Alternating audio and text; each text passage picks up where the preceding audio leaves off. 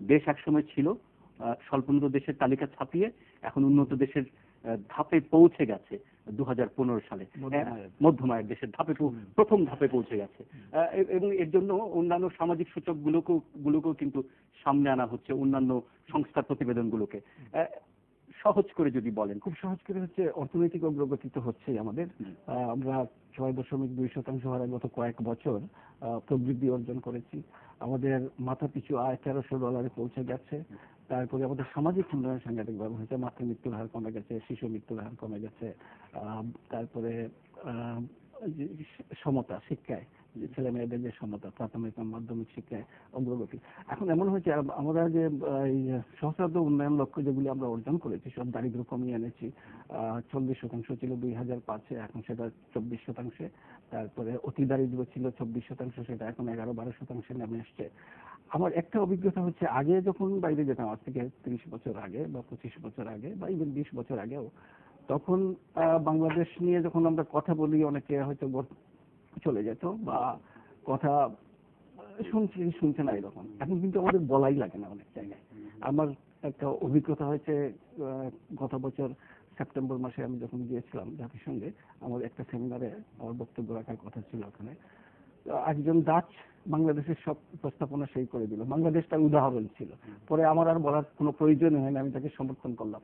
এই যে একটা অবস্থানে আমরা এসেছি, যে অন্য সবাই আমাদেরকে একটা উদাহরণ হিসাবে দাঁড় করে, একটা মডেল আমি বলবো না, মডেল বলতে গিয়ে আর একটা ঝামেলা হয়ে যায়, কিন্তু উদাহরণ হিসাবে দেখানো হচ্ছে। আমরা সহস্রাব্দ উন্নয়ন লক্ষ্যে অন্যান্য অনেক পিছিয়ে পড়া দেশ থেকে অনেক বেশি এগিয়েছি, এবং এটা নিজেদের অর্থে সেটা বড়ই জরুরি। কথা ছিল যে সহস্রাব্দ উন্নয়ন লক্ষ্য বিদেশিরা অর্থ দেবে, সেইভাবে এটাকে ডিজাইন করা হয়েছিল, যে তারা অর্থ দেবে, আমরা এটাকে বাস্তবায়ন করব। ওই সময়ে 2000 থেকে 2015 পর্যন্ত বাংলাদেশে যে অর্থ বিদেশি এসছে সেটা বাড়েনি, বরং কমে গেছে। যেটা অফিসিয়াল যে এইটা ওডিএ যেটাকে বলে, সেটা কমেছে। কমার ছিল, বেশি হওয়ার কমেছে, কিন্তু তারপরে আমরা অর্জন করলাম কি করে? সেটা আমাদের নিজেদের মেধা খাটিয়ে, আমাদের নিজেদের বাস্তবতার আলোকে পরিকল্পনা গ্রহণ করে সেটা বাস্তবায়ন করে। যদি আমাদের সমন্বয় থাকতো, অগ্রাধিকারগুলো সঠিকভাবে ঠিক করতে পারতাম, আমরা আরেকটু বেশি যেতে পারতাম। আরেকটা কারণে আমরা যেতে পারতাম, আসলে জলবায়ু পরিবর্তনের অভিঘাত হওয়ার পরে একটা হিসাব আছে, সেই হিসাব অনুযায়ী আরো 1.5 বা 2% অঙ্ক বেশি হতে পারতো আমাদের জাতীয় প্রবৃদ্ধি। মানে 6.5 হলে 8 হতে পারতো, 6 থেকে 7.5 হতে পারতো, এখনই হতে পারতো, যদি না আমাদের ওইগুলাতে আমাদের অর্থনৈতিক ক্ষতি হচ্ছে, তো একটা অবকাঠামোর ক্ষতি হচ্ছে। এছাড়াও উন্নয়ন বাজেট থেকে অর্থ স্থানান্তরিত করতে হয় ত্রাণের জন্য, পুনর্বাসনের জন্য। সেটা না যদি ঘটতো তাহলে হতে পারতো, কিন্তু এটা তো ঘটছে, এটা বাস্তবতা। এখান থেকে আমাদের কোনো পরিত্রাণ আপাতত নেই, কিন্তু আমরা আলোচনাকে যদি ঠিক ওখানেই রাখতে পারি, যে আমাদের যে ভালো ভালো আমরা সূচক পাচ্ছি, তথ্য পাচ্ছি নানা রকম, এই তথ্যের সঙ্গে বাস্তবতার, বাংলাদেশের মানুষের বাস্তবতা, বিশেষ করে গ্রামীণ জনপদের মানুষের বাস্তবতার আপনি কেমন, আপনি কতটা সামঞ্জস্য পান?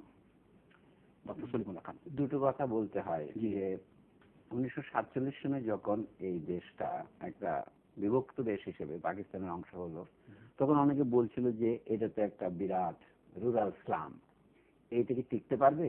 এমন ভারতের প্রধানমন্ত্রী নেহেরু পর্যন্ত মনে করেছিলেন যে এটা টিকতে পারবে না, এটা ভারতে এসে যোগ দেবে। কিন্তু ভবিষ্যৎবাণীটা অন্যটা সফল হয়েছে।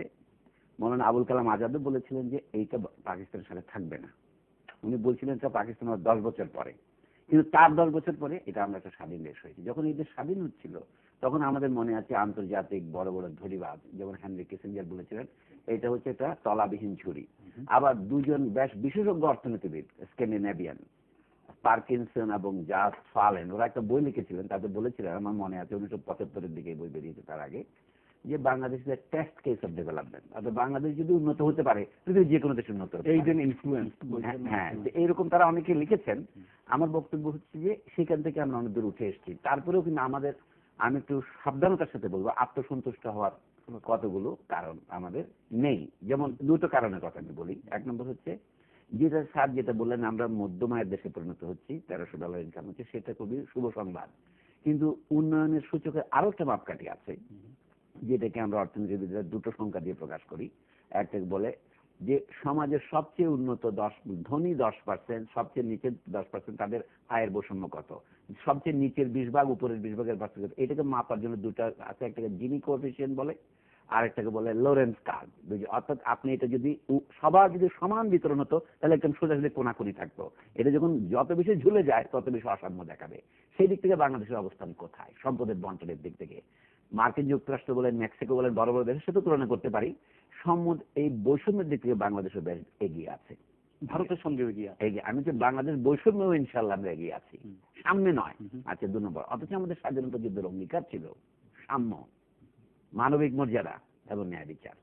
সেই দিক থেকে আমি মনে করি যে আমাদের সেই টার্গেট অর্জনের সাধনা শুরু করতে হবে। তার সাথে যদি এইটাই এই মুহূর্তে যোগ করি, আমরা মার্কিন যুক্তরাষ্ট্র যখন তার স্বাধীনতা সংগ্রাম ঘোষণা করে 228 বছর আগে, তারা তাদের ঘোষণাপত্রে, স্বাধীনতার ঘোষণাপত্র 1776 তারা বলেছিল 3টা জিনিসের অধিকার মানুষের মৌলিক: রাইট টু লাইফ, জীবনের অধিকার; লিবার্টি, স্বাধীনতার অধিকার; আর আমেরিকানদের ভাষায় বলছে পারসুট অফ হ্যাপিনেস, সুখের অধিকার।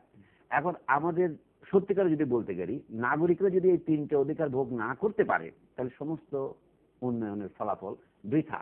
গড়ায়ু যেটা আমরা দেখি, গড়ায়ু কিন্তু আমরা দেখছি যে সুখ তার সঙ্গে কতটা যুক্ত করে আমি জানি না। সেটা আমি এই জায়গায় বলি, আমি লিবার্টির কথাটা বলি। আপনি যদি লিবার্টি বা ফান্ডামেন্টাল রাইট ভোগ করতে না পারেন তাহলে দাঁড়ায় কি সমস্ত উন্নয়ন বৃথা যায়। এবং তখন আরেকটা কথা আছে, যদি কোনো নাগরিককে তার নিজের রাষ্ট্র এই 3টে অধিকার থেকে বঞ্চিত করে তাহলে সেই রাষ্ট্রের চরিত্র বদলাবার, আইন বদলাবার অধিকার নাগরিকের আছে। সেই কারণে আমরা পাকিস্তান থেকে লড়াই করে দেশকে স্বাধীন করতে পেরেছি। কোনটি আগে? আমার মনে হয় আমরা খুব দারুণ একটা জায়গায় বসে পৌঁছেছি।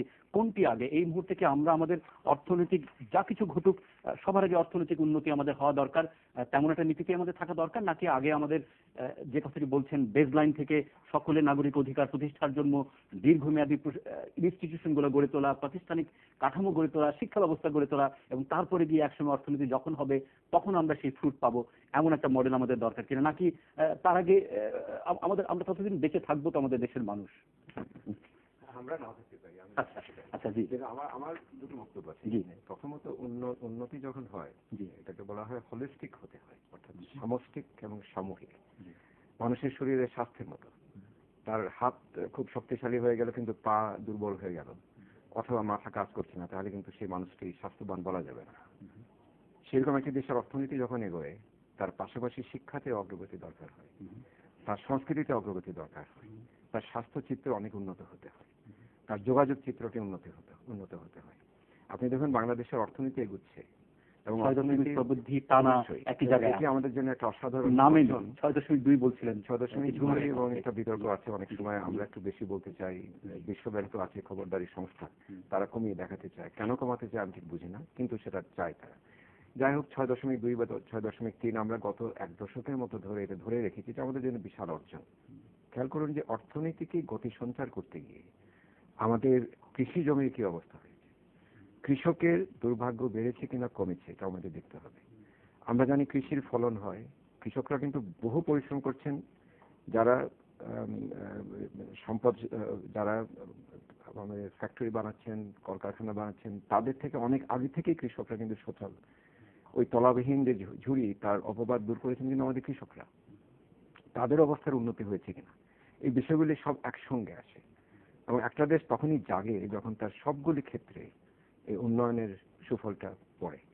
এই প্রসঙ্গে দ্বিতীয় যে বিষয়টা হচ্ছে যে উন্নয়নের সফল যদি সবখানে না পৌঁছে যায়, সলিমুল্লাহ খান খুব সুন্দর করে বোঝালেন যে 10 ভাগ উচ্চ আয়ের মানুষের সঙ্গে 10 ভাগ নিম্ন আয়ের মানুষের সর্বনিম্ন উপার্জন বৈষম্য কতখানি, সেটা কিন্তু নির্ভর করে একটা দেশের সত্যিকার অর্থে তার সমতা হচ্ছে কিনা, তার সাম্য প্রতিষ্ঠিত হচ্ছে কিনা, এই বিষয়গুলি। আমাদের দেশে আমি মোটা দাগে দেখলে উন্নতি অর্থনীতিতে হচ্ছে এবং আমাদের কৃষিতে হচ্ছে নিঃসন্দেহে, কিন্তু আমাদের স্বাস্থ্যচিত্রকে উন্নত হচ্ছে, পুষ্টিচিত্রকে উন্নত হচ্ছে। পুষ্টিচিত্রে কিন্তু আমাদের উন্নতি নেই, আমাদের পুষ্টি পৌঁছাচ্ছে না। খাদ্য পাচ্ছেন কিন্তু খাদ্যের সঙ্গে পুষ্টিও খুব গুরুত্বপূর্ণ সমস্ত পৃথিবীতে। আমাদের শিক্ষা ব্যবস্থাটা এখনো সে কাঙ্ক্ষিত মান অর্জন করতে পারছে না, এবং শিক্ষা যে বিনিয়োগ, এবং শিক্ষামন্ত্রী নিজেই বলেছেন কোনো প্রকল্প সেখানে বাস্তবায়ন করা যাবে না যদি এই রকম শিক্ষাতে আমাদের বাজেট বরাদ্দ থাকে। এই যে আমাদের বোধহয় এখন 11% বাজেটে নেমে এসেছে, 114.7%। এই বরাদ্দ দিয়ে আমরা সেই মান অর্জন করতে পারবো না যে মানে থাকলে আমরা এই প্রবৃদ্ধির উন্নতি হচ্ছে সেই প্রবৃদ্ধিকে আরো যোগান দিতে পারতাম। একটা হিসাব আছে যে শিক্ষায় যদি 10 ভাগ অগ্রগতি হয়, প্রবৃদ্ধিতে তখন 2 ভাগ অগ্রগতি সূচিত হয়। পদ্মা সেতু যদি আমরা সঠিক সময়ে করতে পারি, প্রবৃদ্ধিতে 1% এক বাড়বে, মানে 6 থাকলে 7 হয়ে যাবে সেটি। শিক্ষার ক্ষেত্রে এই যে দেখা যায় না, কিন্তু এটা দূরবিস্তারী একটা প্রভাব আছে শিক্ষার, এবং তার একটা অবদান আছে। শিক্ষাকে যদি আমরা অবহেলা করি, তাহলে আমরা অর্থনীতি যতই ডঙ্কা বাজাই, ভবিষ্যতের বাংলাদেশ এই কারা চালাবে? আমি খুব সংক্ষেপে শেষ করছি। ধরুন বাংলাদেশে এই যে আপনি উল্লেখ করেছিলেন, নৌকায় পাড়ি দিয়ে সাংঘাতিক দুর্বিষহ জীবন কাটিয়ে তারা, আপনি নিজেও এ নিয়ে প্রতিবেদন করেছেন থাইল্যান্ডের জঙ্গল থেকে। এই মানুষগুলি যাচ্ছে, যে টাকাটা তারা নিয়ে আসছে, তার একটা বড় অংশ চলে যাচ্ছে ভারতে এবং পাকিস্তানে এবং শ্রীলঙ্কায়। 3.5 বিলিয়ন, আমি যদি ভুল না করি করে বুঝবেন ভাই, যে চলে যাচ্ছে আমাদের। কাদের হাত দিয়ে যাচ্ছে? ম্যানেজারিয়াল এন্টারপ্রেনিউরস যারা, অর্থাৎ মধ্যমেয়াদে যারা থাকে, মধ্য পর্যায়ে যে সমস্ত ম্যানেজার থাকেন, তাদেরও আমরা তৈরি করতে পারছি না।